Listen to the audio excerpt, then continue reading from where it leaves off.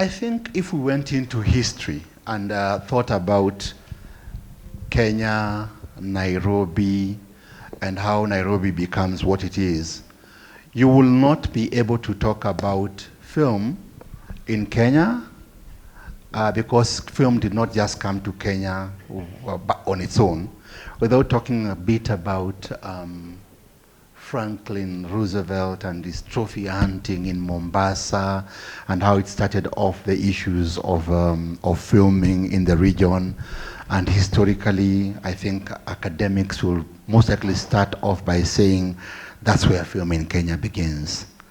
For those of us who grew up in Nairobi in part of the 70s and 80s, we will not forget about being able to find ourselves at some grounds in Nairobi, watoto kaa chini, factual films being screened before you really knew what factual film is all about. Mimi nilikuwa nashangaa hii factual ni nini? Twende watch factual. But I didn't know that I'll end up being a factual film development person or being involved in that. And as we went to watch those watoto kaa chini films, the one thing I'll tell you is we would go sneak with our bros and our cousins or whoever is supposed to be in the neighborhood. Baadaye you come and face the wrath of your mother. Umetoka kuona vitu demonic, utatandikwa. And you did not know that that again will end up becoming your profession. That's just talking for ourselves.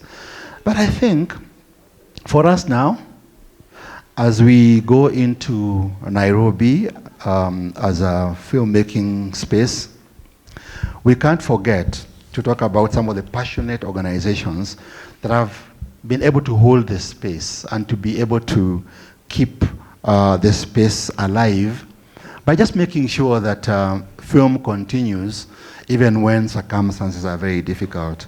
Those organizations are particularly known to yourselves. I shall most likely let that just move on its own, because if we go into naming some, I'll be asked, why didn't you name others? But I'll also go into some of the government organizations that have actually been able to come forth and are beginning or are continuing the journey of supporting film in the region, or rather in Nairobi. That should include KFC, KFCB, Kekobo.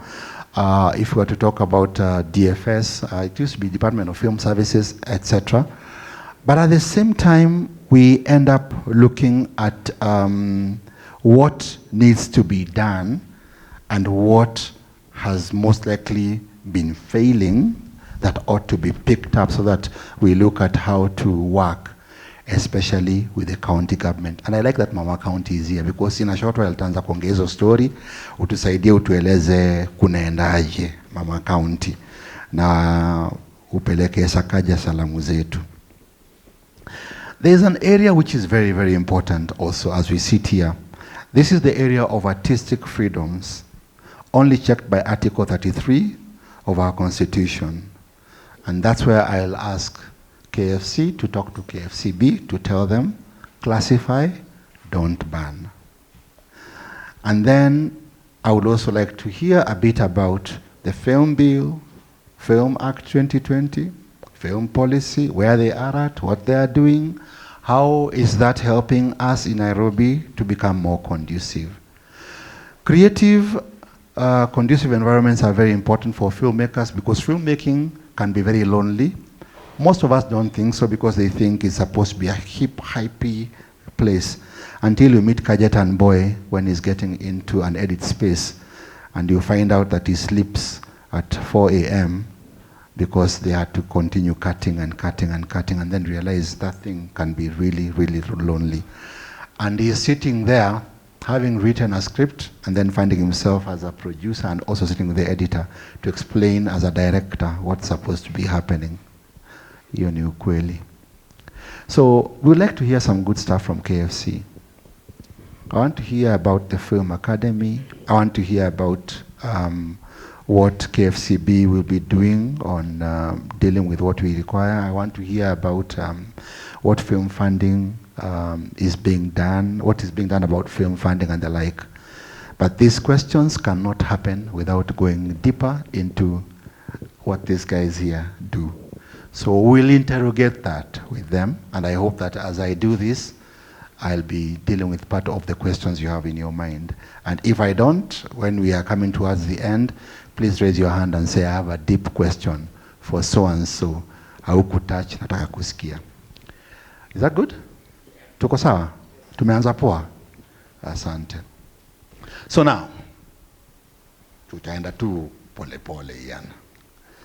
Lakini because I want to also make this thing not too much of an ambush on people, I'll have maybe 3 or 4 questions for each.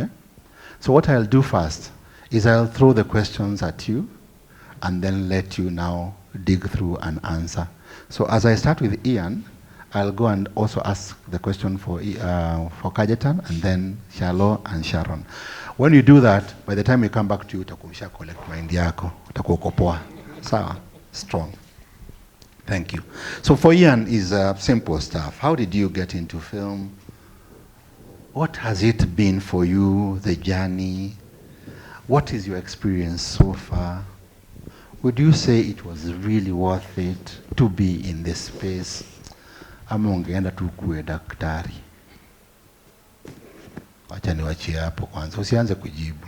Utaanza kujibu haraka sana. Sikuambii ujibu. Nimekwambia ukule hiyo alafu utakuja kwanza kujibu. Sijakwambia, by the way, ya mwisho ilikuwa tu remark yangu. Sijali. Ati walai. Kajetan. Which stories about Nairobi need to be told, and how can they be told? Why? Because we are now looking at Nairobi as a film hub, and we're asking ourselves, ni story gani hizi, and how can they be told?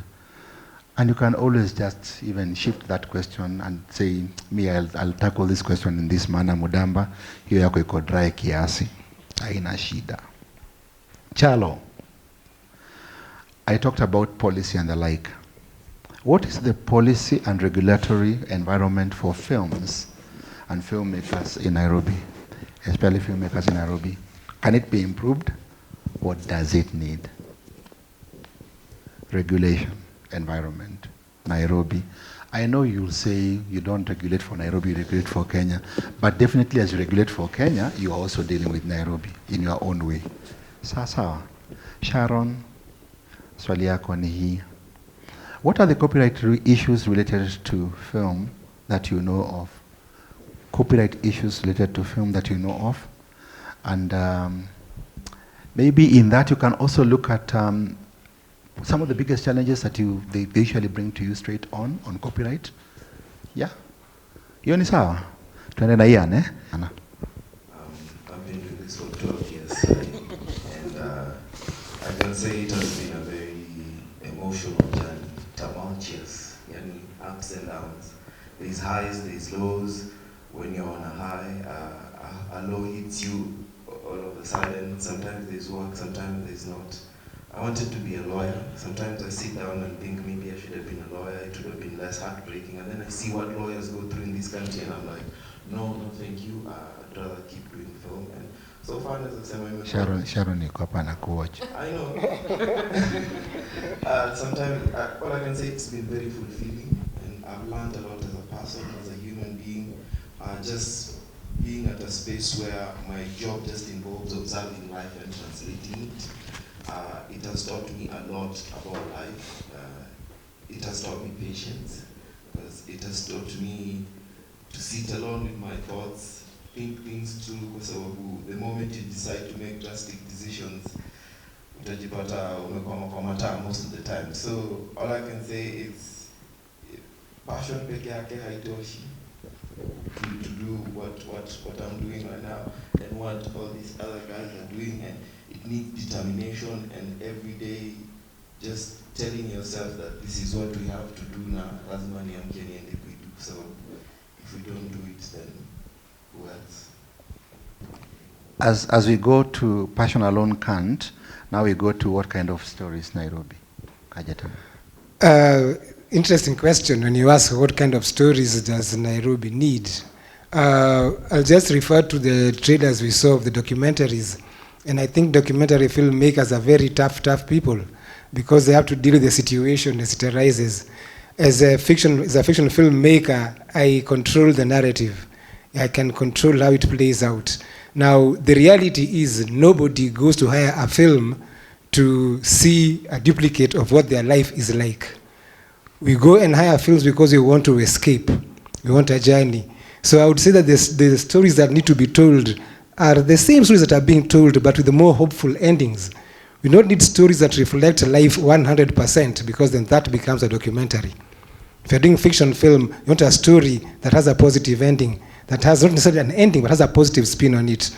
You want a story that leaves people feeling hopeful.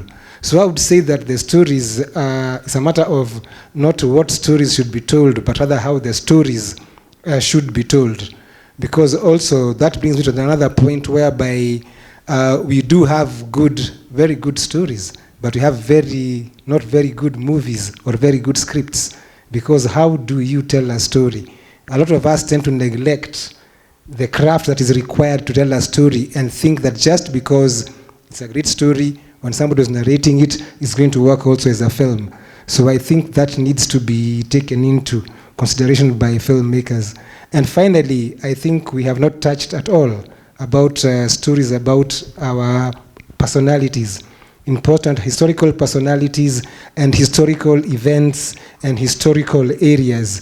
That's a big mining area. If you watch in the Western developed world, the West developed film world, the Indians, the Americans, the Chinese, history is a big mine for stories. But strangely enough, here in this country, we do not touch issues of history as grounds for telling our stories. As you go into that, do you then think that we were either scared of our history makers or we were escaping from something? Because there are some names that come to mind historically, even to me, and I actually at times ask myself, why only until recently was a film on maybe Dedan Kimathi made, and why don't we have something on JEM Karaoke? Maybe let me not answer the question. Why do you think? I'd say you don't have much respect for history. And why do I say that? Is you take any one of these filmmakers of the year, I bet you that 90% of them, if you ask them the first Kenyan film by a Kenyan filmmaker, what it's called, most of them have got no idea. We really have very scant respect for our history. Everybody comes into a situation as if they're the first people who invented it. So, like, if I don't respect the people who made the first Kenyan movie, how can I even respect our history? So I think we've got really we don't respect our history much, and it's an attitude we need to change. And as a filmmaker, I would say that, and this later on I will throw to KFC and KFCB, they need to go and unearth all those movies that were made, Battle of the Sacred Tree, The Psychiatrists, all those movies. And they have got to be made available and accessible to the Kenyan filmmaker and the Kenyan audience at an affordable price. That is an area where I think we'll continue and most likely even dig deeper, ask ourselves about films like Color Mask and whether they represented us very well or they didn't. But they started off something, and at times also looking back at what we usually are very proud about, maybe Nollywood and the films that come from Nigeria. Are they always fantastic? I don't know. But they were doing something and people were watching them, right? Sasa. So now to Chalo, umeulizo mambo ya environment. What is the policy and regulatory environment for filmmakers in Nairobi that KFC is actually helping? I want to start with something you touched on, which is the Film Policy and Bill 2020. Because when you're talking about regulation and all this, we are starting from there because this discussion has been there for too long. And in 2020, there was a draft bill and policy that was done. It was forwarded to Parliament. But now when this new government came in, before it goes, it was withdrawn again. Why? Because it needed to, under the thinking, the better agenda, which they call it the bottom-up economic transformation agenda, they needed some things included in the bill and policy to reflect on their agenda for the next 5-10 years. So when it was withdrawn, I know a team has been sitting for the last, I think, 2 weeks or so, working on the bill, and I just made a call before I came here, and I know they've already completed on that. And the way you know about policies, they have their life on their own. Once it leaves there, it has to go back to Parliament for discussions and for that. So that is the bill. There's another thing that is called the creative bill. The creative bill and policy, again, which is now looking at all other aspects of creatives, dance, theater, and all this, because the film bill and policy was purely for film. But now with the new government, they are talking about a creative bill that now touches on every other aspect of creatives. This last week and this week, again, they are working on that. And I know I was talking to Prof just before we came here, and I've just confirmed that the two are going separately. The film bill and policy will go separately to handle film matters.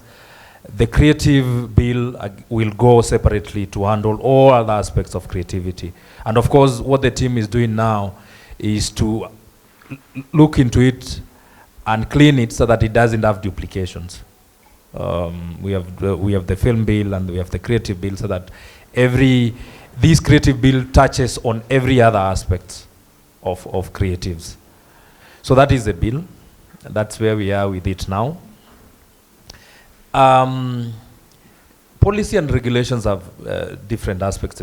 There's licensing, there is regulation in terms of classification. You talked about classify and don't ban, and all those things.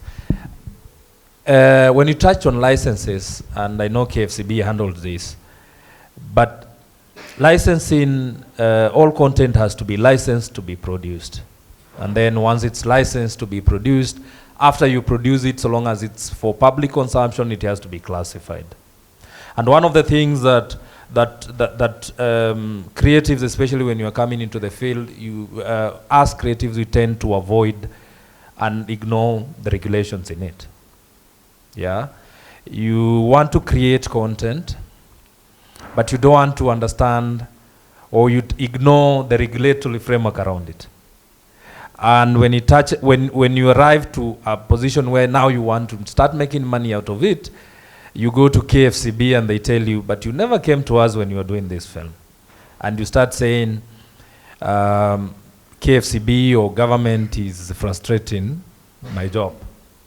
And they tell you, but you see, you come in for us, we've caught you trying to distribute without a classification certificate. And then you say, but I already made the film. But they tell you, but you even didn't inform us that you're doing the film in the first place. So one of the things that I would advocate for, because these are things, and I know some things will be reviewed here and there, is that it's very important, just like you start any other business, to understand the regulatory framework around the business you want to get into. And creativity, like any other industry, has its own regulations. If you want to create content, there is a license you need to get, and there is classification you need to get for you to distribute, so that it's not frustration at the end when you already made the product. That is the time you're being told, but you never did this. So you can't do this. You never did this because now you can't make money, or you can't exhibit. And I know we will talk about that when we're talking about the dissemination and distribution opportunities in the city. Because I know we have many people, because of availability of gadgets, availability of technology, we have many young people who want to get into content creation. But they're getting in with a passion. And Ian said passion is not enough. You're getting in with the passion aspect of it. I can do this. I have my camera, I have this. But you're failing to understand that film, like any other sector, is a business. And for your business to flourish, there are some regulations you have to follow. for you to be able to make money out of it. So I think the most important aspect of it is to understand the environment you're getting in. How does it work? What can work for me? And how can I make my business work better? But I have a follow-up question for you. Yes. One follow-up question for you would be, does the county government have a film bill or film regulations that they're coming up with? We hear of, I think when you were having a moment, you were telling me about new regulations that would end up most likely after saying you can shoot anywhere in Nairobi. There's also now some regulations of areas where you need to pay, maybe what is called Uhuru Park and the like. So those kind of things, are they there? And then two, I want to also take your focus on a bill or an act which is called CAP 222, which has been the thorn in the flesh of most filmmakers and has still been around for quite a while. And therefore, when you say regulations, we should follow regulations, do you mean we should actually still allow policemen to stand before us when we are shooting films? Should we be taking scripts back to KFCB for them to give us a nod before we go on? Or do we follow the Constitution, which tells us these are the clear-cut spaces where you should not go? Article 33 tells us exactly what we should not deal with, and then everything else becomes easy. We who support independent filmmakers, what are we supposed to do? 1 minute or two. Okay, I'll start with the county. When Sakaja came in, Governor, I know he waived filming fees for Nairobi, and the plan was between 2022 and 2024. And this is for freelance filmmakers. Freelance filmmakers are allowed to operate within the city without paying licenses. And that is, and I think just before he came in, I also made a call to confirm that it's in implementation. From 2022 to 2024, freelance filmmakers are being allowed to shoot within the city or within Nairobi. But I had a concern also, and the question ends with, can it be improved? I had a concern. Yes, freelancers have been allowed to film, but what of production companies that are doing films within Nairobi and they want to shoot within the streets? Then I'm informed, again, planning department within the county will charge something.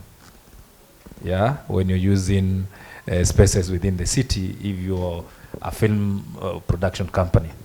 So you have to go to the planning department and they will charge you something.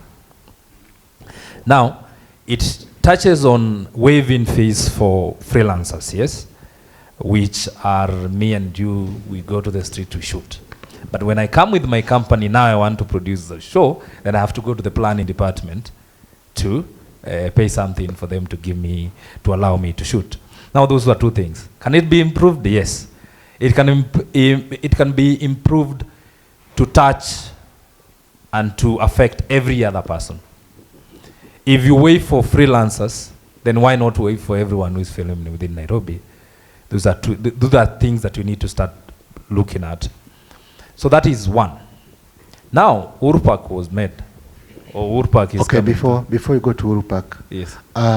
Because Kenya Film Commission is usually the big task is actually to facilitate filmmaking and film to help filmmakers in the country. Is it possible that Kenya Film Commission and the county government can sit together and just make sure that some of these things are smoothened? Because Kenya Film Commission ni kama mtoia kuja kwa Buddha, alafu Buddha amshow, unajua nini? Brother yako ndio problem. Your brother is the problem. Well, the father is the father of the space. So for me, Kenya Film Commission is the father of the film making in the space. They should be able to talk to the younger, the county, and tell them, let's follow this direction. That's just my thought. Yes. And I know there are discussions around that where, and it's not only for Nairobi, it's for different counties, because different counties have different fees. We have counties that have waived fees. Machakos has been doing that for the longest. Kisumu also, is very good environment for you to do film. In Eldoret also, you will be able to operate within Uasin Gishu counties without really being harassed here and there. But the question is simple. I think Ajetan has something. Yes. No, actually, I'm seeking a clarification when you talk about waived fees, because recently we were doing a training exercise and we were shooting 3 short movies, and we went to KFCB and asked them to waive the licensing fees. They said, no, you must pay the 5,000 shillings licensing fee and the daily licensing fee of 1,000 shillings per day. So when people see that fees are waived, what fees are these? There are 2 fees, Kajatan. There are 2 fees. There is the KFCB fees, that is the filming license that they charge. That has been a problem when it comes to waiving. Because every time you say you want your fees to be waived, they ask you, are you a student? Then you say no. Then they say we only waive for students. That is KFCB. The licenses that I'm talking about are the county licenses, because different counties charge fees for you to film.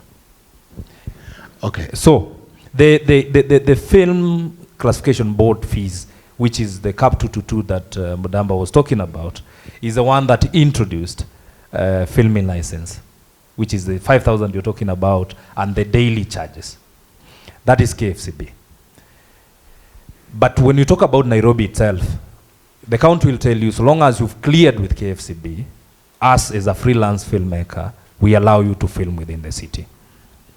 Now, that's where the problem is. And what we've been pushing for as KFC is for easing of those fees. Because initially, you needed to be a film agent for you to get a film license. Yeah? And that was up to last year. Up until there was a push to abolish that. And now, as a filmmaker, you're able to walk into KFCB and get a film license without really having to register as a film agent. So that is one of the things, one of the gains we did and pushed for, which is ensure that any filmmaker within the country doesn't need really to register a business, in fact, for them to get a film license. Now that has been cleared. What we're dealing with is now the fees itself, which is the filming fees, which is 5,000 for most of the content. Of course, there's 10,000 for others, 15,000 here and there, and the daily fees. And that is what has been a problem, because KFCB keeps on saying this is anchored in law, and we have to repeal the CAP 222 for us to waive some things. So that's where we are. And I'm saying for Nairobi, it worked for us, because like Nairobi had introduced before Sakaja, there was fees for filming. Yes, you have the filming license from KFCB, but you still have to pay the county. But when Sakaja came in, he came with this plan in his manifesto for 2022-2024. I'm hoping after 2024, it's going to continue, where now freelancers are able to film. So long as you've cleared with KFCB, you're able to film within the city without really being as far. So on the side of the freelancers, we are clear already. Yes. So what you want to just know is that CAP 222, is something be done for it to get out of the way? Because if there is nothing happening, I think you will still see some activists still running up and down and asking questions. I've become a bit old. I used to be. I will not speak for KFCB, but what I will say is, I know they are working on different regulations, reviewing of different regulations. They started with the filming agent fees and filming agent requirement. They have already done that. They are working on self-classification, which now they are saying we cannot all take our films after filming to be classified by them. They want to certify different people to be able to be doing it within themselves, which they are calling the self-classification. I know it's already in public participation, that where now it's going to be easy for people, because it becomes very hard for, do I have to take all the content that I create? Recording in progress. Do I have to take all the content that I create to KFCB for them to classify? I know they are reviewing that. And in my morning call with the guys dealing with their licenses, they promised me they're working on that to see how we can be an industry. We can be an industry that self-regulates itself without really necessarily taking your film to KFCB for classification. That's good. They are working on that. So I know the way they are working with their regulations, they are touching one bit at a time. They have started with the film agency, finished. They are going to classification itself, they're finished. Now we'll move to licenses and deal with that. We'll get back to that. Yes. I think we've had quite a bit from KFC. Now we need to hear this good lady's voice.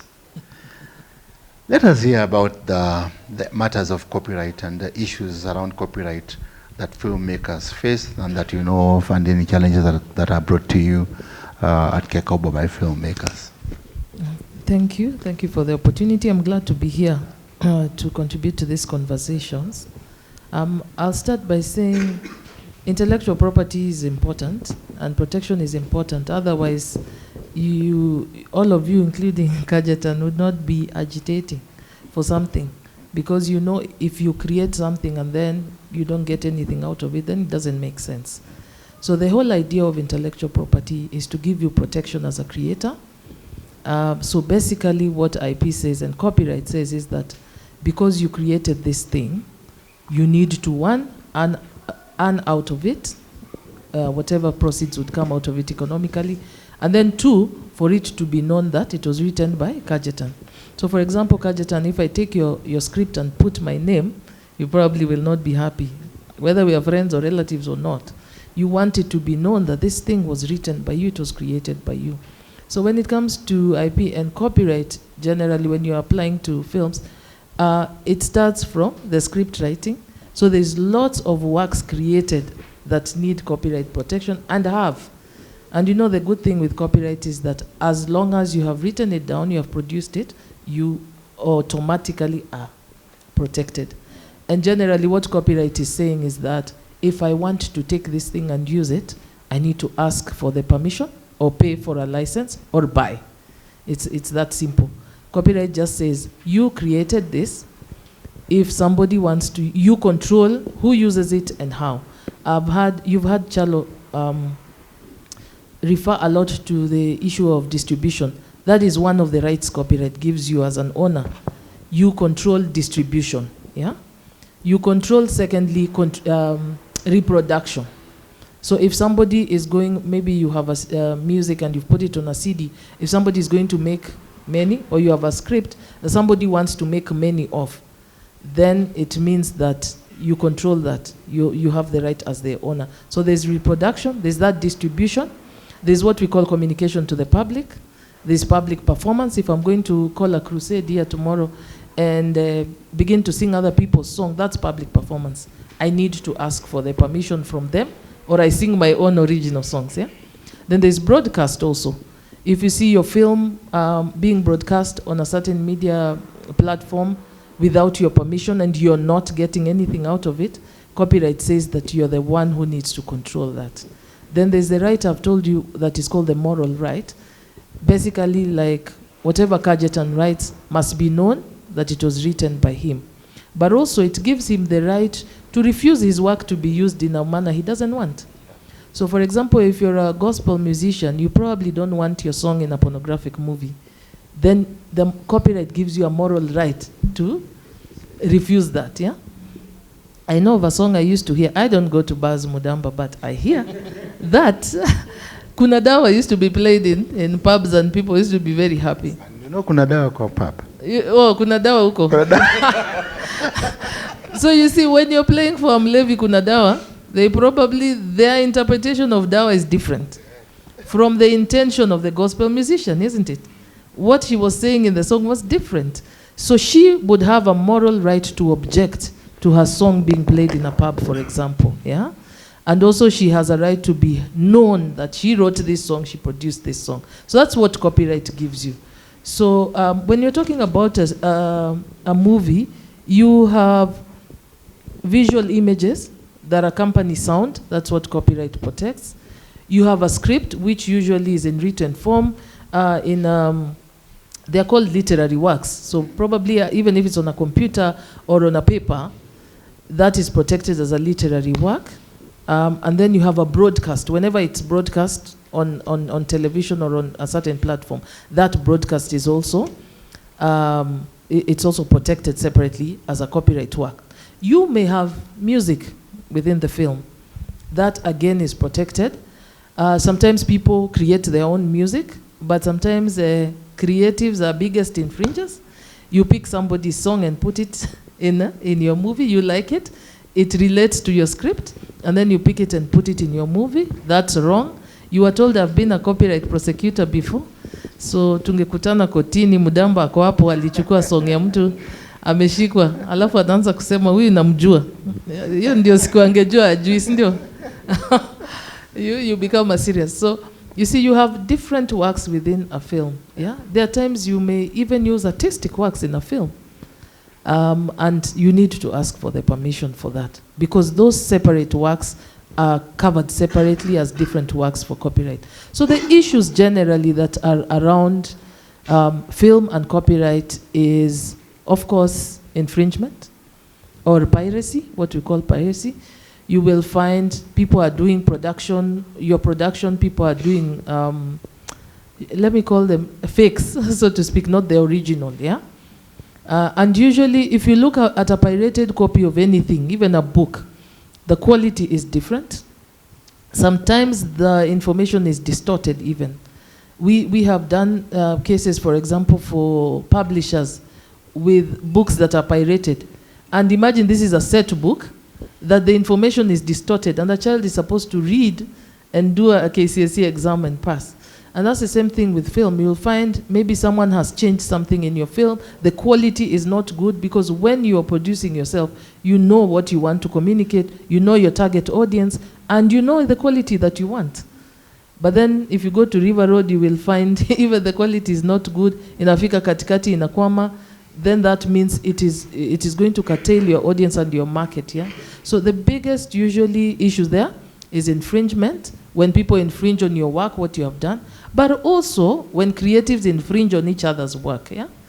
When you pick somebody's script, when you pick somebody's music and include it in your film. That's another big issue that we have. Another big issue is contracts. Creatives don't like to make contracts with each other and with platforms and TV stations, or they sign contracts that don't favor them. So you will be excited that NTV wants to air my thing, and you run and sign a contract with them, but when you come and read it later, you signed out the whole copyright to them. You didn't ask for royalties.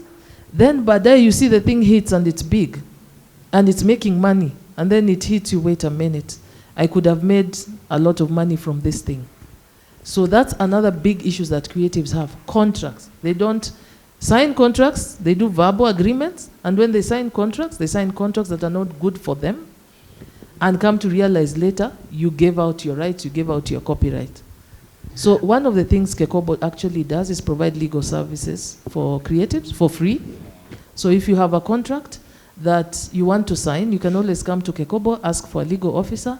They check through the contract for you, they advise you appropriately, whether it's good for you or not. And they ask you, Kajetan, what do you want? Do you want to create this relationship with KFC? This is what they are saying. And then you say yes or no. The other day I was reviewing some terms for a platform, I think it was TikTok. And they have a clause on their site that is very legal. When you read it, it just says, you're giving absolute right for this, for this, for this, for this. And then when you read, you're like, well, it doesn't sound. But generally what they were saying was that you're giving all your copyright to them once you put your content there. And once you put your content on their platform, you're signing an agreement with them. You're licensing them. And even when it comes to moral rights, if your work is distorted or misused, you are waiving the right to complain. You get? So you, as a content creator, you run to TikTok, you put your thing. Because you're happy, you want it to spread. You have not read the policy, the copyright policy they have. But what have you done? You have legally signed everything off. And even waived your right to complain in case your work is distorted or misused in a manner that you don't want. So that's another big issue, contracts. Contracts that creatives sign, filmmakers. I like that you've gone into those areas because I think for most creatives, we're in the space of creating. And a number of times we don't go into one, financing and how financing is all about and how it will actually affect what we are doing. But more is to do with the contractual elements and reading between the lines. The moment a figure is dropped at you that we shall give you, for example, 500,000 shillings per episode, you look at your poverty and you look at your rent and you tell yourself, kaende, kaende. Then you realize later something has really gone wrong. And a number of times also what I've seen with a number of the broadcasting stations is where they want to take everything that you do in perpetuity and they take all the rights, and then at the end of the day, when they start doing the reruns, which some of us actually have been affected by, nobody cares. I'll give you an example, and I hope I'm not Sichomei to Owote. Papa is dead, but Papa Shirandula is still running on Citizen TV. I don't know if the family of Papa is gaining anything out of those reruns, because I once heard somebody say, nimesaidia kulipia kijana ama mtoto wa nini school fees. I'm asking myself, where are the royalties to deal with these kind of things and the like? So I want to go... Sorry, can I make a comment on that? Yes, please. So the law is that copyright lasts for your lifetime and then you die. When did Papa die? 2 years 2020. ago. So essentially, from December 2020, the next 50 years, any work he has done still has copyright. So it's still protected. Yeah. So you count 50 years from December 2020. What does that mean? It means that anything made from these proceeds, whoever inherited his estate should be able to get those proceeds out. But what I'm telling you, Sharon, yeah. what I'm telling you, Sharon, is that when it comes to those TV stations, they don't usually give a damn about reruns. After you signed off, you sign off for the episode that ran during the season. After that season, you've given them rights in perpetuity, which then means hata kama ana make do, hata waki make do for 10, 20 years, where hauko kwa your space.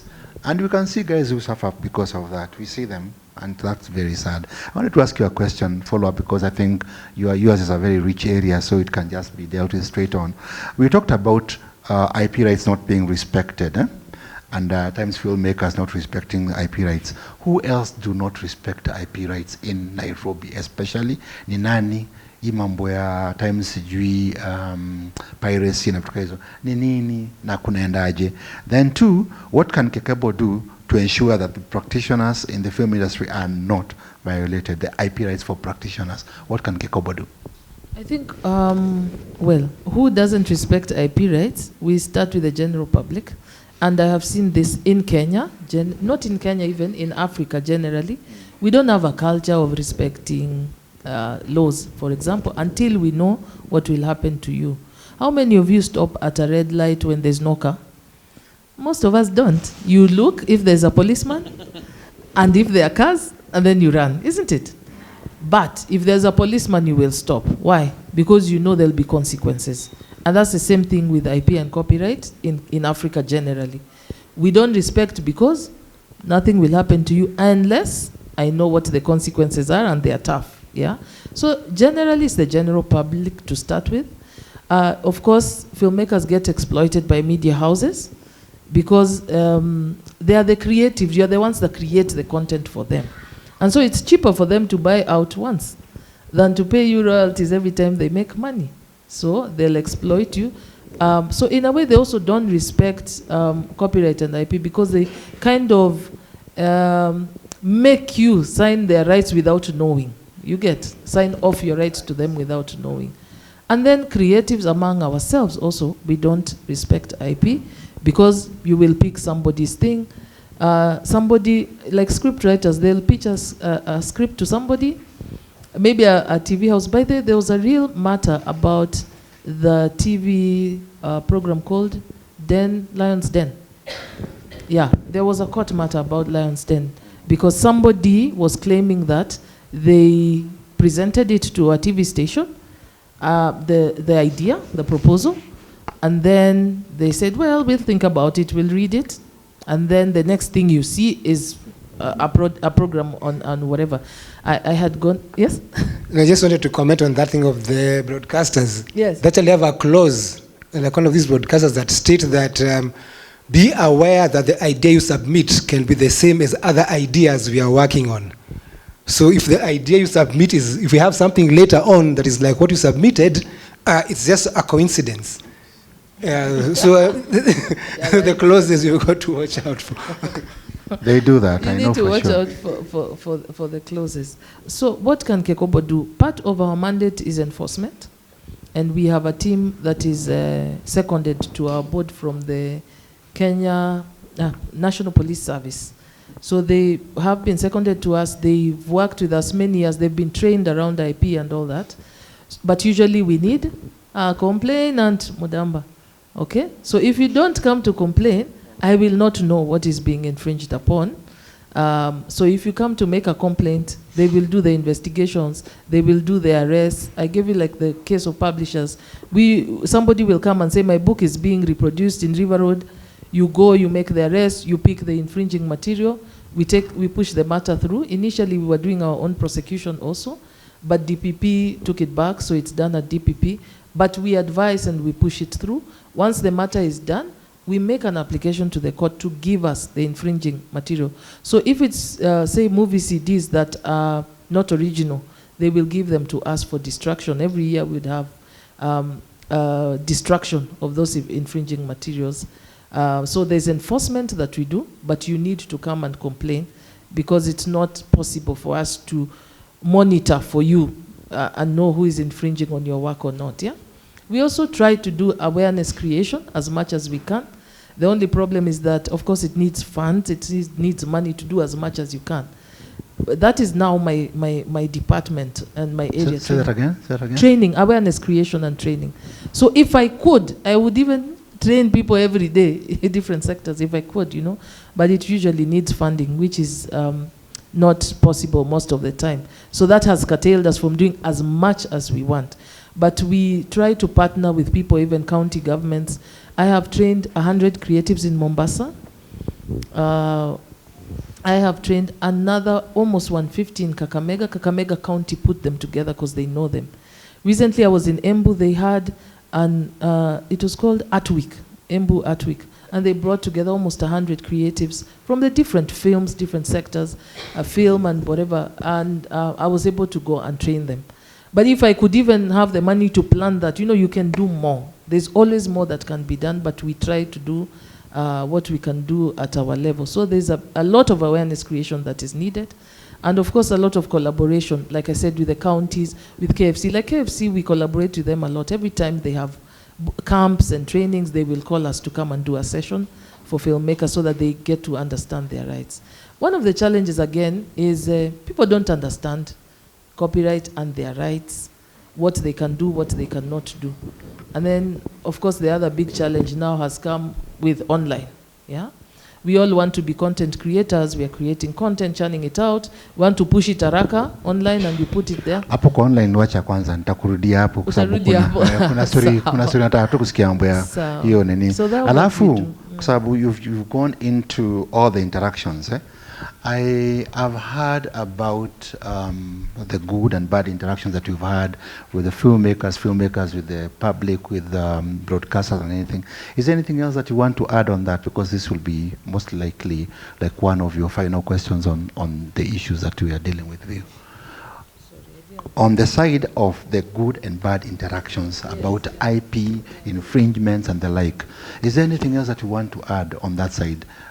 Because I know that most filmmakers here, as an example, this guy right here is asking me, how can you protect them from this copyright in perpetuity that the TV stations want? What else? What else is there that can actually be done, whether good or bad? You know, everything works within laws, yeah? And one of the, one of the pillars of contract law is agreement, okay? And agreement means that your mind and mine meet. That's what the law says. that there's a meeting of the minds. For example, ukikutana na dem alafu unamwambia twende unioshe hao, yeye anafikiri amepata job, wewe unafikiri umepata wife. Is there an agreement? There's no meeting of the minds, you get?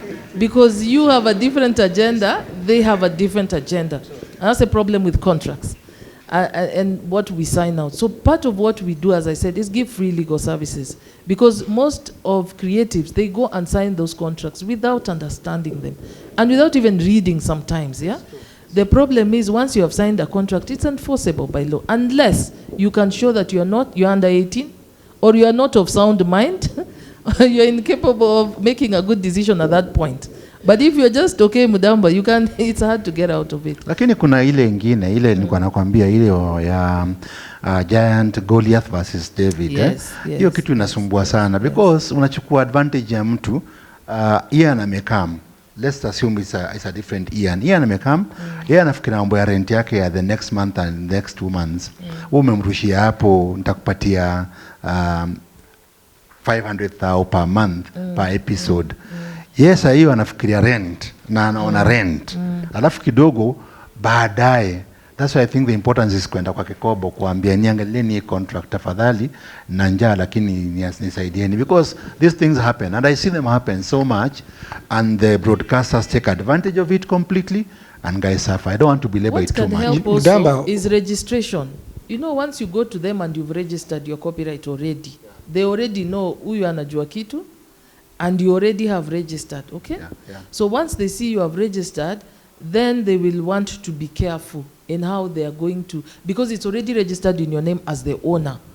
So if you're going to buy or license something that is already registered, it means that that ownership needs to pass from one person to another. So once you register your content, it can help you with them. Mimi nakwambia hii story itakuwa ndefu. Ngoja. No. Image and likeness is not registered under copyright. Mdamba, there's one of the things that these guys do. I mean, it's good to hear about the legal officer, and it's something that needs to be shared around. One of the things they do is they don't give you time to go to the legal officer. They will call you in, you will sit, and they'll tell you, sign. You need to, by the time you leave here, we need this contract. Now, I don't know whether it's a policy issue, no, it's but something that has to be some time that has to be bought. No, by the way, I hope you are getting something out of this, huh? Because these are things that happen really on the space. I won't talk about the program, but I had a program where I actually had gone, copyrighted everything, done stuff, and we went on and work began. And then somewhere somebody starts telling you should change this character like this, because I tell them, no, that's my character, that's how I created them. And I started off with a total character by Bundy, went on. Then at some point, they started doing reruns. And I said, we had said clearly, by the time you do reruns, come back to me. So we have to talk about this. They thought I was joking. I took them to a lawyer. They put that thing down, and then they said, but remember, you actually had signed it with us. So they went and poisoned any other media space that was there. Wakisema hiyo program ni yetu. So what happens? I know of another program elsewhere which started off in a different tangent altogether, completely different. When they saw that one had left, they started doing exactly what you were doing in the program which you were doing earlier. Now at times I ask myself, will I just become a bad guy, or do I take these guys to court and tell them, what is your original idea? Why is my idea now your idea? Hizi itakuwa story poa sana kwa tables, because I want to think that quite a number of guys here are creatives. They are writing, they are thinking about how to come up with a future. Some of them look very good at the beginning, at the end they become very crazy, so watch out on that. I want to go to Kajetan again. Kidogo, because I think these are very good questions for you. We have very short time, and I know that we need to start going for a tea break at some point. Ndio tujue vile kunaenda. So Kajetan, kuna history ya script writing, na tumeongea sana kuhusu script writing na ideas and the like. But I want you to just tell me specifically, when you're doing a script, what skills are needed for one to be a successful script writer or director? But I know you'll go to scriptwriter first. Then please also share with us the process of writing a good film script, and how does one move from script to film. Most likely it will be from idea script to film, because then itakusaidia sana kidogo tu kunavigate kwa history ya IP, labda. Yeah, thanks. Ya kwanza imekuwa nini? Successful scriptwriter. Well, let me not use the word successful. Let me say a consistent and a good scriptwriter, because success is defined by some very many other crazy things. But to be a consistent and a good scriptwriter, one has to be, number one, patient and consistent. That means you have to be patient enough to sit down to write and consistent enough to keep on writing, because it doesn't happen overnight. Once a lot of us have done the writing, we lived in our computers, and we are happy that we have a masterpiece in our computers, and we are waiting for Mudamba to come and pour money from DocuBox into the movie. Again, a good scriptwriter will make sure they get feedback. Once you write your work, share your work with people who are your peers and get feedback. Is your story working? Does it make sense? Is it doable? So that by the time you get it to Mudamba, you know that it works. Another thing that has got to happen to the modern day scriptwriter, there was a time when you'd sit as a scriptwriter and hope that somebody's going to come and buy your script and make you famous. As a modern day scriptwriter, you've got to find yourself to get a verifiable credit. You've got to find a way to make something that will have your credit out there. So you've got to start linking up and networking with directors and producers. So a good scriptwriter has good networks. Because most of the time, you will find yourself trying to figure out how to make your own script. I'm sure Isiboke will tell us that.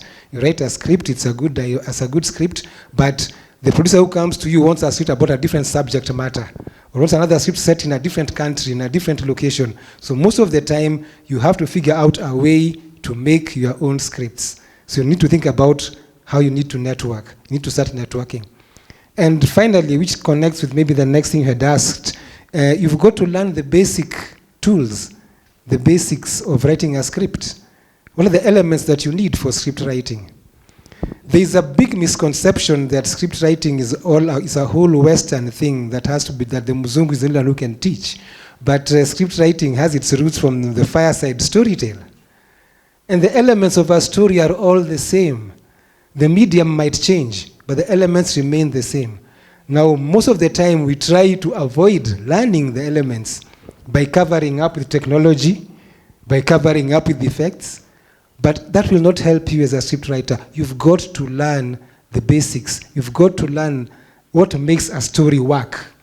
Because a script is a story. A script is first and foremost a story. The script is just a format because it's going to be audiovisual. So what makes a story work? That is something, if you really want to be a storyteller, you've got to ask yourself continually. And one tough thing to do is once you've written your script, read through it.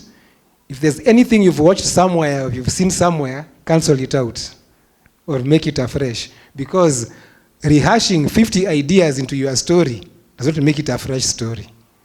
You've got to think about a fresh angle to make it work. Now, assuming that you've got your script, you've done your networking, you have your script, what are the elements you need in a good script? I've said a script is a story. Now, every good story is about somebody who wants something and encounters obstacles. So the elements you've got to factor in when you're writing your scripts. So who is your somebody? Who is your main character? Whether it's a documentary, whether it's a real story, who is your main character? What is the journey of the movies? What does the character want? What is the character going for? What is their goal? So what is your character's goal? And if there are no obstacles, if it is too easy to get, then there's no movie. The movie will be over in the first 2 minutes. If it's impossible to get, then there's also no movie. So again, as a scriptwriter, how do you balance the challenges and the obstacles that are encountered by your character? As I said at the beginning, life is easier for a fiction filmmaker because you arrange your events the way you want them. The person who is doing these documentaries will be watching over here has got no control over what's going to happen.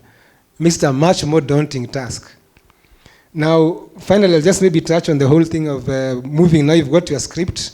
We're walking through this very fast, but you've got your script. How do you move from screenplay to screen? Now, that means basically, how do you do a production? Now, money is one good way of making a production, but it's not the only way. And that's another place where you always get stuck. You ask a filmmaker, why haven't you made you? Somebody comes and tells you, I've got an awesome script. I want to make a movie. And you ask them, why haven't you made it? And they say, I've got no money. But most of you who are in film school here, if you're a writer, you know somebody who's going to be a director. You know what somebody's going to be a cameraman. You might know somebody with a camera. You know somebody who owns an edit suit. So what is taking you, what is preventing you from coming together, collaborating and networking and making your movies? Because the day DocuBox has money, they don't come and ask random people. They'll come and ask you, what have you done? And you'll be able to show that I've done this something here with very little budget through networking with my friends, and they'll be able to see your potential. But if you tell Mudamba, oh, I've got this great idea and I'm just waiting for the money to actualize it, a lot of people say that. So I will say collaborate. Collaborate a lot, network. Somebody said your network is your net worth. Was it the other way around? So ask yourself, who are in my network? I started off as a writer, and I'm still a writer, but I have made sure I've got friends who are camera guys who I can run to and ask for a camera. I know people who are editors. I know people who I can go to their office and ask, can I shoot in your office using it as a location? So you need to think about networking. Money is one of the ways. It is not the only way. Yeah. Asante, that's very good. Chalo, I'll be coming to you shortly, but let me go to Ian. Ian, ushafanya movies kadhaa hii tao yetu, and I know that a number of the movies that you've done have been some of those that Kajetan is talking about. Can you give us an experience of how you've actually been able to come up with friends and done a number of the movies that you've done, and one which can actually be a good example to these guys here? Kenye Kajetan anasema, like, you don't actually need money to do it, is most of my friends are creatives. And I also happen to have schooled with friends who went on to pursue other careers. So the first time I made my experimental film, it's actually on YouTube, it's called Money Money.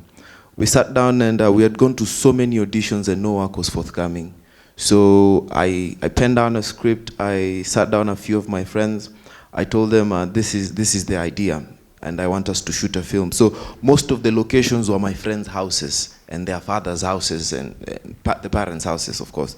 So if you look at it now, when you're in the hood, in the neighborhoods, no one comes to ask you for licenses or anything. Sorry, but no one comes to ask you. But you can also always tell them you're students and we're doing an experiment. So they won't be on your case that much. So that's what we did, and we made our first feature film. It's like an hour, 20 minutes film, and interestingly, it has so many views and it had so many good reviews. And from then on, we've gone on to do short films that have won awards in Kenya and abroad. For example, we had a movie that had a budget for 5,000 shillings, and it won Kalasha for Best Supporting Actor, and it beat out films that had budgets from KFC, Germans, the British, and it was a really good story. And also based on that, we went to Akina Mudamba DocuBox, and they commissioned something that we did, and there was a copyright issue. The broadcasters stole our idea and they started doing it by themselves. Yeah, that's why you need to have friends like me. Yeah, and it was registered and everything, but the court case, because it's a broadcaster with the financial muscle, we just had to let it slide. And from then on, I've written a story and pitched it to some of these things you have to teach yourself. Like Lasmo, you go online because it's a wealth of information online. You learn how to do a pitch deck, how to do a presentation that you can do to send to a broadcaster to give you money to do.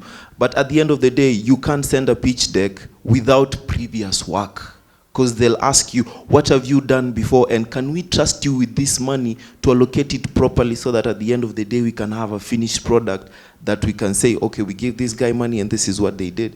And they gave us a movie, and it's on Showmax right now. It's called Mzuka. You guys can check it out. And yeah, I think I've never received any formal education from after Form 4. I had the opportunity to go to school and do all that, but to be honest, there were no institutions back then that could take you through a proper film course, because even Kenya Film School was revived the other day. ADMI and all the other proper, USIU now has a proper film department, Kenyatta University now. But back in the day, it was only theater and film arts.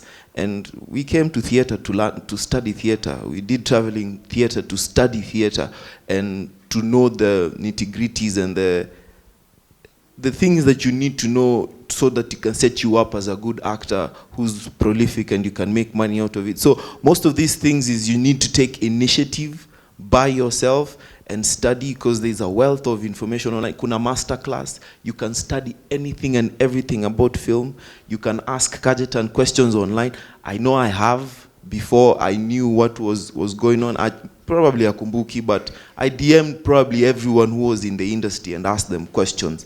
And before they could answer me, I came to the theater, found my own tribe, and from then on we forged a path, and now we have a company, a production company, and we are producing movies for a living. Yeah. So. Yeah. And thanks for that. Huh? Mpigeni makofi maze hata sangine. Nakanka melala. I think that is worth an applause. When you think about the journey that some of these guys go through, especially, hiyo Manimani ndio ilikuwa ilionyesha ni Kitale? Manimani? No, Kitale. The one where the guy was being followed and they had stolen pulikuwa na some, and I think I shared with you a clip of it. Oh, that was Click Click Bang. Click Click Bang. Yeah, Click Click Bang was a movie by Akina Phil from Philip Productions, Akina Abel Mutua. And Click Click Bang again, this guy was one of the main actors. It was a proper hit in Kitale. I'm just telling you that the spaces that we are in, we can do stuff and they can go out and they can actually have a proper effect. And I won a Kalasha for Click Click Bang. Yeah. And then apart from that, I think if I was to be totally fair to you, spaces like Maria, you are a star in this space, and it's just good to know that all this was happening out of your own passion, your own growth, your own personal drive, just learning on your own. Yeah. True, because most of the time the opportunities are there for everyone, and the casting calls are usually put out there for you should know when you want a job, you don't, first of all, don't accost a producer. Know a few casting directors here and there. There's Langiri, Lorella, there's Nini Washera, Isaiah, just to mention a few, that you need to know them, share with them your showreel, and from there on, playing field most of the time, half the time the playing field is level for everyone. Because there are people who will get called up by producers to do roles, but that's because they've built up a reputation, and when you want to do something, you most of the time you go to people you trust first.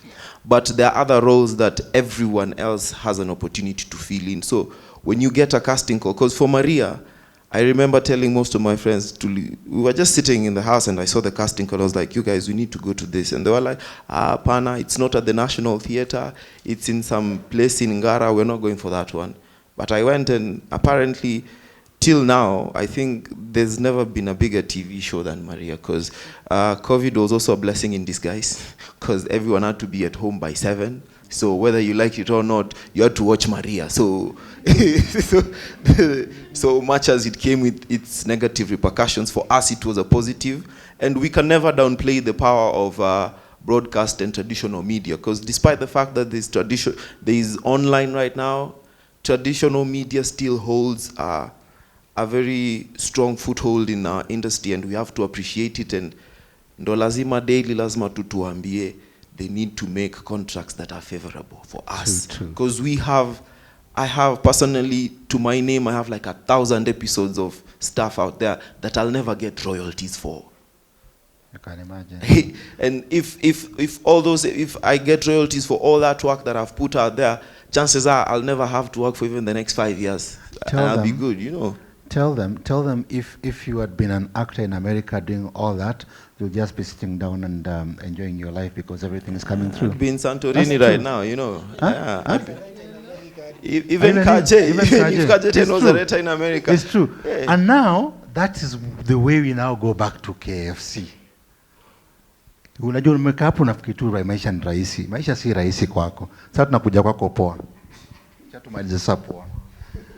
So now, these guys are doing their stuff, and they're doing their stuff independently, and they are running, and they are sweating, some contracts are messing up for them, and they're like, how does KFC facilitate content dissemination, especially to public spaces, Chalo? Inasaidia aje KFC, because they say they are there to encourage content creation in the country. Na sasa tuko Nairobi, hawa wamekuwa wakiandikia hapa Nairobi. So tusijanganye kwamba ati because we do it in the whole country, we cannot talk about Nairobi. Tutaongea juu ya Nairobi saa hizi. Then secondly, production costs are considered prohibitive. Umesikia wakiongea bila wanakata kona na nini etc. How can KFC facilitate low cost productions in Nairobi? Because there are issues of licenses, prohibitive equipment costs, permits, etc. Mutafanya nini? And then final yako, hizi zote zinakuja tu kwako zote. How can we make Nairobi a truly creative hub for film? Not just Nairobi, kwa sababu ikiwa Nairobi iko creative hub, then what happens is we can take the whole region, because all the guys who, whether it's music, what, they come to Nairobi to get their nod. There's a guy called Sijui Clever and Sijui Dorcas. They are Rwandese. Hizo music zao za Kikristo zinauzwa kwanza Nairobi, ndio zinaenda Rwanda, na si uongo. Kwanza hapa is where people first of all watch. So all that, how does KFC help? I'll start with content dissemination, and I know one of the main issues that we deal with as an industry is distribution. We have many people creating content. Young people, old people, everyone is creating content. But the question becomes, where now does the content go? How does the content reach the intended audience? Where, for example? And I know there are several programs that KFC has been doing to try to pull people back to cinemas. Cinemas are not working, or if they work for premieres, and then after the first or 2 days, people are not going there to watch anymore. So there's that issue that we're dealing with. We have programs. I know there is a strategy that KFC developed for building audiences, what we call the audience strategy. How do you bring people back to watching local content? One of the things that we face, one of the problems that we face when it comes to distribution is having content creators who work very hard to create the content. And by the time they get to want to sell it, they have no energy. One, they have no energy to sell it, or they have no money to even set up spaces to sell it. All your finances have been drained by the production. You had some money that you got from somewhere, and because you are so passionate about this project and you like this film that you want to create, you create it with all your energy, all your money, and everything. So that by the time you want to now take it out there, you have one, no energy, and two, no finances to even do anything, including posters, including events. And I know we've collaborated with different people to host premieres, but they are not enough, because a premiere here and there cannot make your money back. And me, I want you to make it short and sweet. Yes. Wapatie wa jamaa majibu. Majibu ni, one, by the time you're creating your content, start thinking about your distribution strategy. How do you want to sell your film, and where do you want to sell it? I know you talk to Kenyans, and we've done screenings across the country, and by the time we finish the screening, people are happy and they say, but where can we get these films? Nitaipataje? Ndio mimi nimeiona saa hii, lakini sasa mwenye hajakuja ataionaje? So we have that challenge. What is your distribution strategy? Where do you want to sell your content? Can we make use of public spaces? And I know the other day, Mudaba, you remember during the Climate Summit, the event that we hosted at outside Hilton, it attracted interest and people wanted to be part of it. have we tried to collaborate with the county, for example, to get spaces where we can distribute our content? We can do screenings. Are we able to talk to funders, KFC, NGOs, embassies, and all these people to support our outdoor screenings? Because one, we have to create a community within Nairobi of people who watch unafanya films. poa, lakini sasa unauliza swali. Mimi nataka tu jibu. Jibu. By the way, nasikubuli. By the way, I'm just trying to see if there is something already being done to facilitate content dissemination. Just my creation nafanyika. Content dissemination. Tuambie, tunaongea na, tumeanza kudeal na, alafu tunaenda hivi. Tujue kama iko ama haiko. Kama haiko, tuambie, tafadhali anzeni kuongea na Miss Nairobi, muanze kubonga vile hivi tutafanyika. Because nothing can come from the questions of what are you do. These guys, ukiuliza watakwambia, si tuna create. Tuna create, and we are creating the films and they are here. So you help us to tell us, because you are supposed to facilitate the creation, how then do we disseminate? We are currently working on programs that will enable Nairobi be a hub for dissemination. And one is working through the cinemas for people who wish to go and watch in cinemas, and two, outdoor screenings. Exposing creators' content to different masses, and we do that through different things. One, we have the county, the Real County Film Festival, that asks filmmakers to submit their content, and then producers are paid a paid screening fee for their content to be screened across. We've done that in Nairobi, we've done that in different other counties. We did that last December with Nairobi County when they partially opened Uhuru Park. We held a screening for local content. So yes, we are doing it. And are you following up a bit of what we were doing at Cinema Tower at Hilton? Are you following the county government and trying to make sure that becomes something that can be done? Because anybody can do that. It doesn't have to be DocuBox. Yes, we are doing that, and I know there's a discussion that we had last week following the success of Cinema Tower. How can we make use of the public spaces within Nairobi? How can we ensure that people come to these spaces to consume content in the evenings after work? Yes, there are discussions around that, and we are engaging the county itself to offer different spaces apart from where we used for people to be able to consume content in the evenings. And then, yeah. I just wanted to mention that when you do that, please keep in mind that there are movies that were made before 2000. Yeah, when you start showing movies in public spaces, go as far back as possible. Do not start with the Nairobi Half-Life or with the latest movie that was made, because there are a lot more movies that need to be exposed to the people. I think what Kajitan is saying is have a rich curation of the films, so that the films that are being shown are not only the ones which are maybe hyped up, and yet there's click, bang, there's money, and we did not know much about them until we saw them. Mugamba, guys got surprised. Currently, as we speak, and Charlo is here, he'll tell us, KFC have done, I think, 4 grants, or is it 5 grants? Yes. Now, if you ask him where are those movies, what will be his response? Where are those movies? How many movies have been made from those grants? Where can I see them? Where can? That question is a good question, Kajatan, and I think it will need a bit of an answer, and I'll tell you why I say so, Chalo. I don't want to put you on the spot, because sijui kwa nini mimi say kusukuma kwa wall pale ambapo mimi ningependa kuweka mtu kama Naniti Moase zaidi. Mimi wanapenda story ya ukweli. Ideally, at some point or the other, there's no I keep on talking about what are you doing to facilitate. Ni kwa sababu mimi naogopa sana pale sisi ndio tuna do. We are the ones who are now practically getting into the ropes of making films, because that's a very dangerous place you guys at times go into.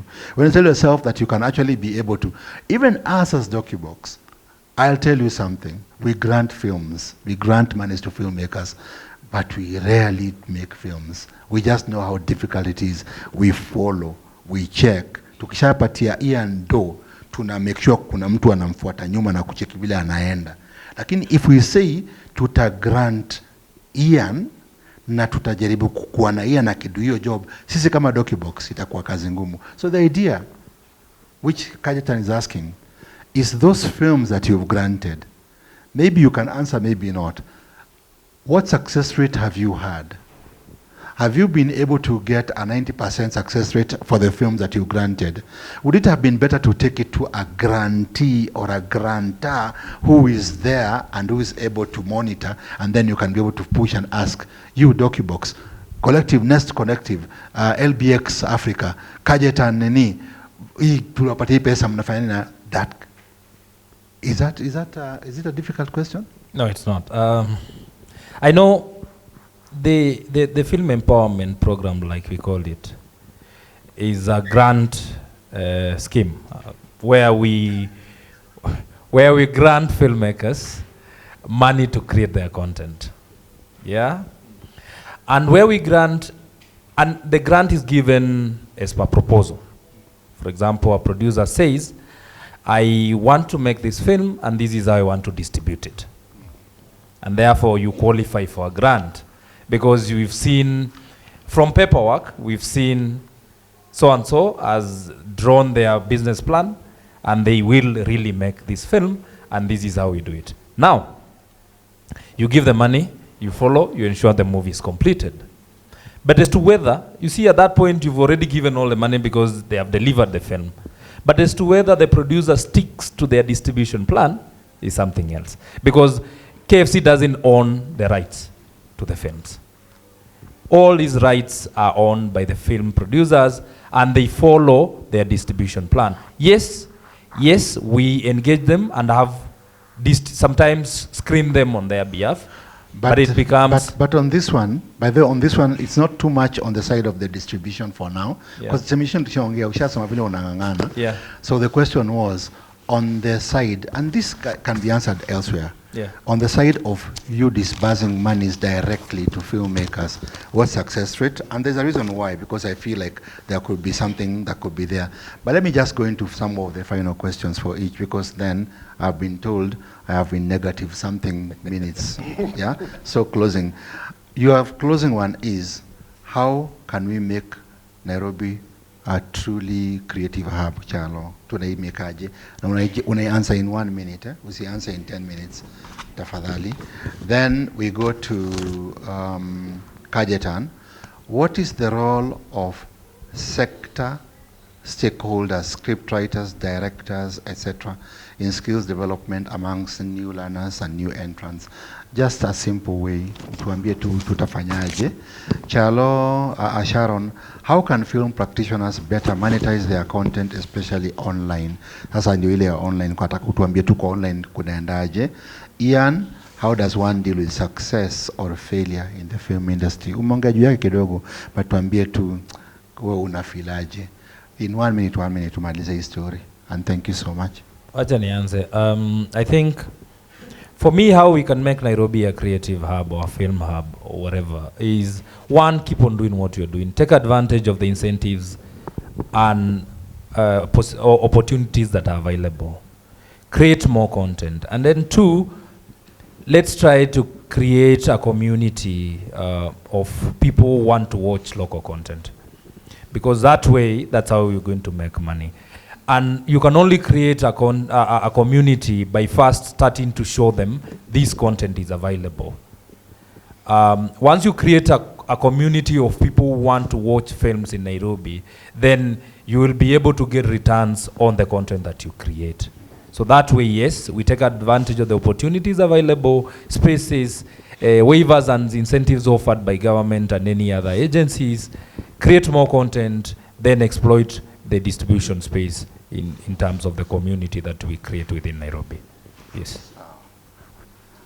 Then online? You said how can they monetize? Yes. One of the things Kajetan said that I liked was about creating. Yeah, he said you keep writing. Yeah. One of the things that creatives don't do usually a lot is they do one thing and keep quiet for 1 year. So you need to continue to churn out content, continue to create with content so you have many. If you go and pitch 10 to somebody, one of it will find something, yeah? So continue creating license your work. You can license out. If you're a creative, I tell people, even when the court matters seem difficult to whatever, the person has not taken away your creativity. Yeah? So create, some of them you can license, you can assign them, you can sell some of them, because those are how you make money. You can license, you can assign them.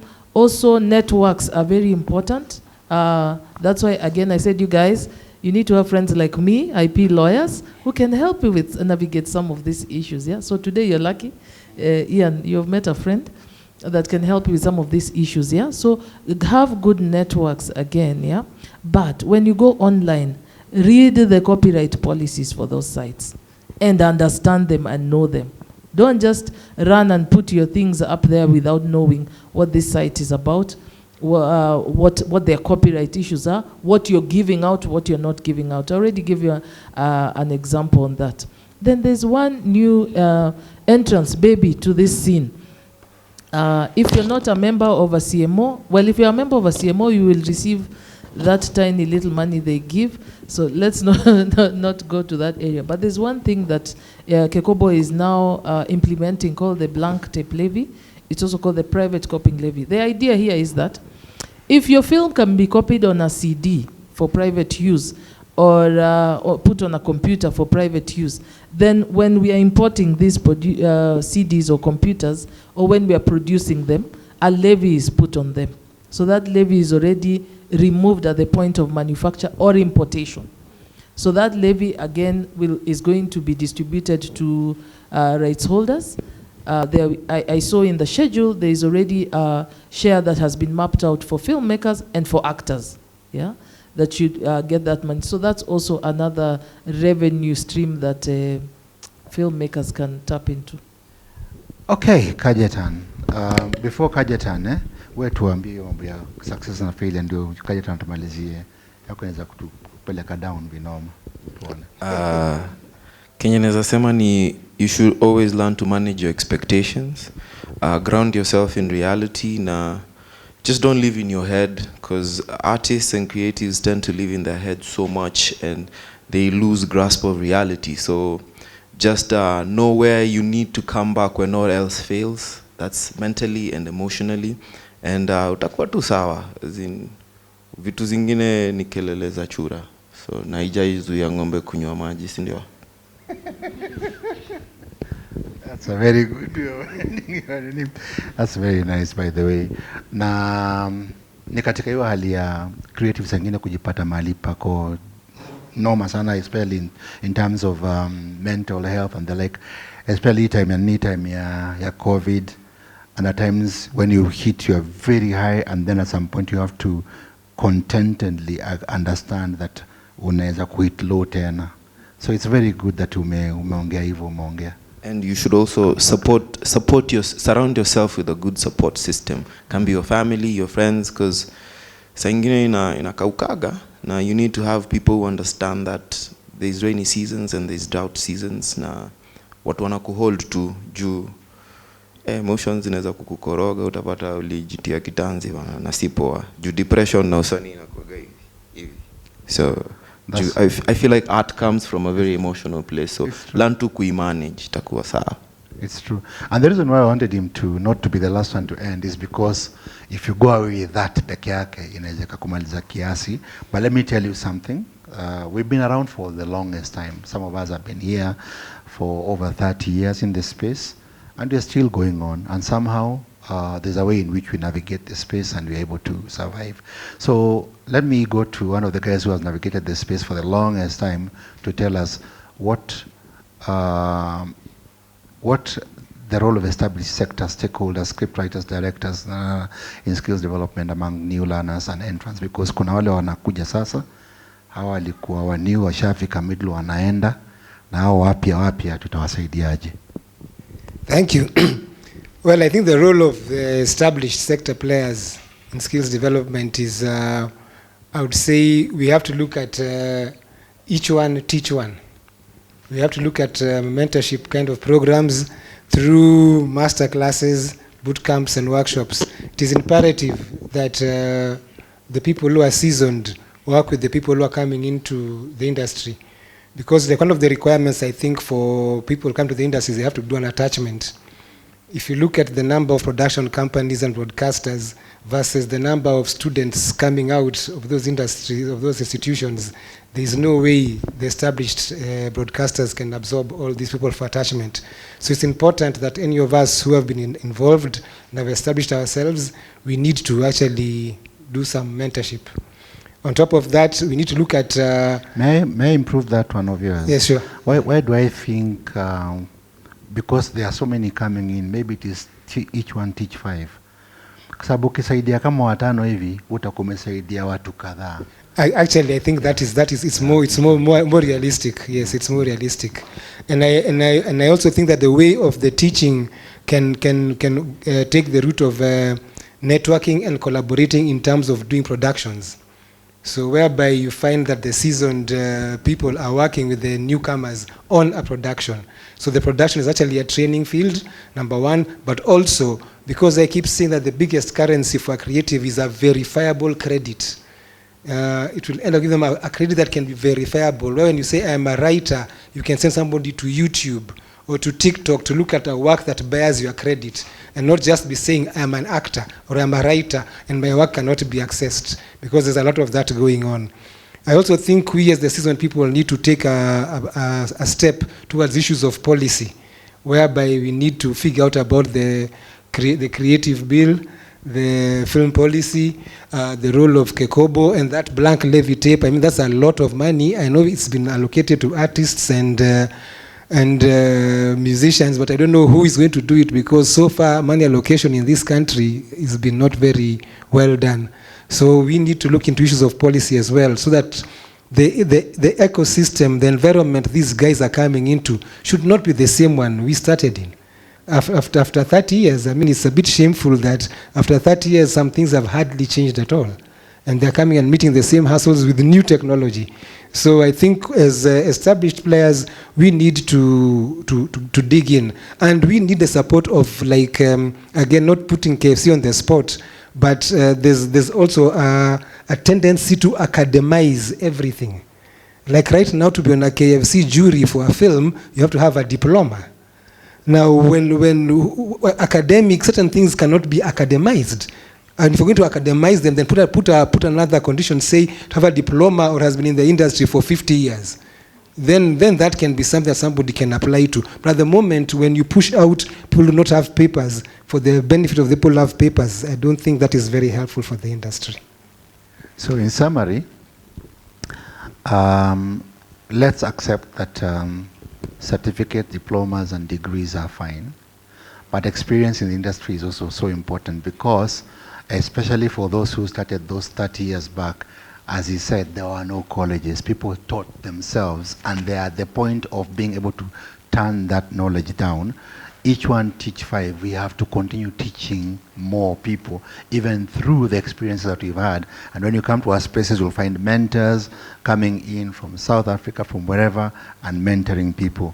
KFC, take a more bold step forward, work with the county government, see where we can go. Kekobo, thank you for allowing artists to know that there is actually pro bono, free advice, legal advice on what you guys can be able to offer, especially on contracts where people are usually fleeced. Ian, thank you for sharing your experiences. They are valuable. There are people who actually believe, as an example, that you actually were trained in a college or something. So that's a fine thing to actually have, because mtu anafikiria tu hivyo, lakini umejifunza mwenyewe. Kaje, I know you're also a self-taught guy in what you do, and you've taught many other people. So thank you very much. That's my way of closing. Tafadhali wapatieni makofi.